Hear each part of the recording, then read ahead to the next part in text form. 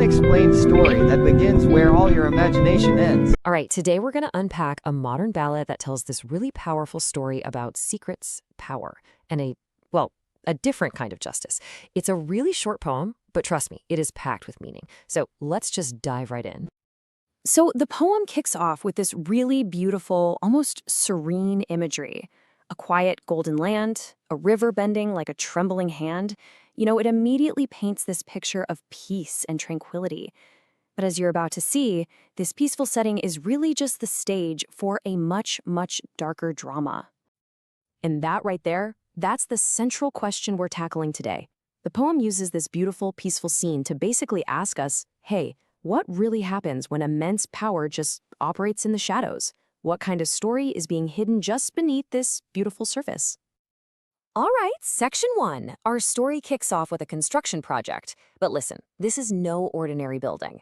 We're talking about a mansion that rises under this cloud of mystery and, well, authority.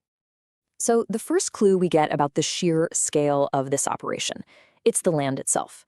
We're talking 16 acres. I mean, just think about that. That is a massive plot of land, cleared not for, a community or a park, but for one single imposing structure. Right off the bat, that tells you everything about the ambition and the resources behind this thing. And this is where you really see the tension at the heart of how this mansion was created.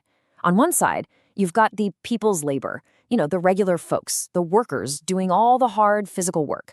But on the other side, soldiers' might, the military force overseeing the whole thing. It's this incredibly powerful image, right, of regular people's effort being directed by the heavy hand of state power. And then comes the crucial instruction. And get this, it's not shouted, it's whispered. Hide the name. I mean, that one line tells us everything, doesn't it? From the very start, the real owner, the real purpose, it was all meant to be a secret. This wasn't just some private project. It was deliberately, carefully concealed. Okay, so now for section 2. Let's see what happens when this whole hidden story gets dragged out of the shadows and into a courtroom. You'd think this would be the moment of truth, right? But nope. The poem gives us something completely different. The denial is just so simple, so absolute. It's not our home. And then the poem adds this incredible line. They walked away like saints of Rome. Can you picture that? It suggests this air of untouchable innocence, like they're putting on a performance of being completely pure while masking the truth.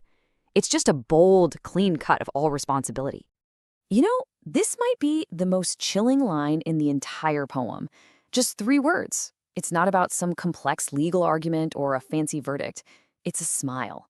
Just a simple, knowing gesture that basically screams complicity. It dismisses the entire case without even a second thought. And just like that, poof, it's over. The legal challenge, it just vanishes. The system of justice here on Earth, the one that's supposed to uncover the truth, ends up helping to bury it even deeper. The poem makes it crystal clear. In this arena, power won. And you know what? It wasn't even a fight. So here's the really crucial point. The poem is telling us that this failure isn't the end of the story. Not by a long shot. It's actually a turning point. Yeah, earthly justice was dismissed with a simple smile, but the story is far from over. See, the poem argues that when our human systems fail so spectacularly, accountability doesn't just disappear. Oh no, it escalates. And this is where the ballad takes a really dramatic turn. Okay, section 3. Now that we've seen the total failure of the human legal system, the poet brings in a whole new set of judges. And these are judges who can't be swayed by power or influence. And what's so cool is that the poem doesn't just talk about some vague, generic idea of divinity. No, it names names. You see these 4? They are incredibly powerful, really significant deities in the local culture. By calling on Kataragama, Vishnu, Saman, and Pattini, the poet is basically assembling a divine supercourt. It's suggesting that the judgment that's coming, it's gonna be absolute, and there's no escaping it. And this line right here, it just perfectly captures the central argument of this whole section.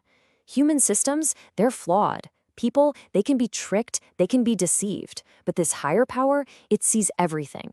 There is no hiding, there's no whispering secrets, and there's definitely no smiling judge who's going to make the problem just go away. We're talking about a completely different, much deeper level of accountability here. All right, our final section. So, if the gods are watching, what's their verdict going to be? The poem reveals that the ultimate punishment isn't some lightning bolt from the sky. Nope, it's something way more personal and totally inescapable. Wow, this is such a powerful image, isn't it?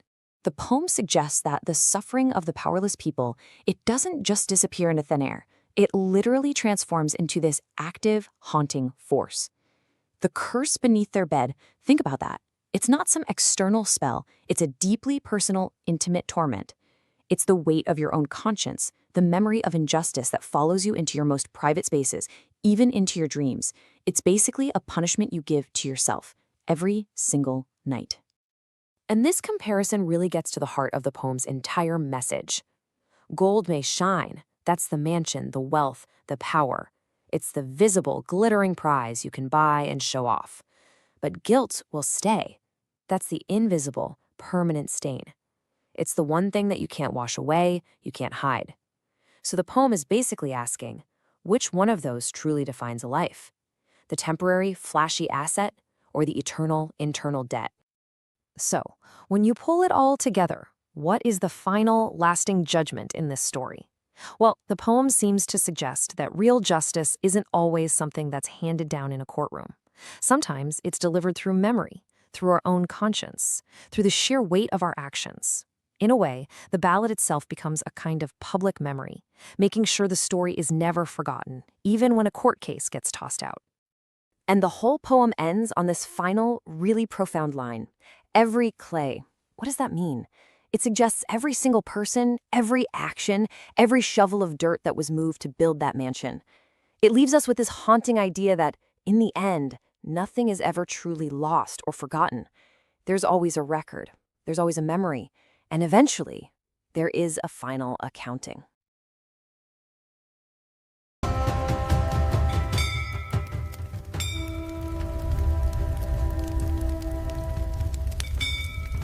This is just a pause.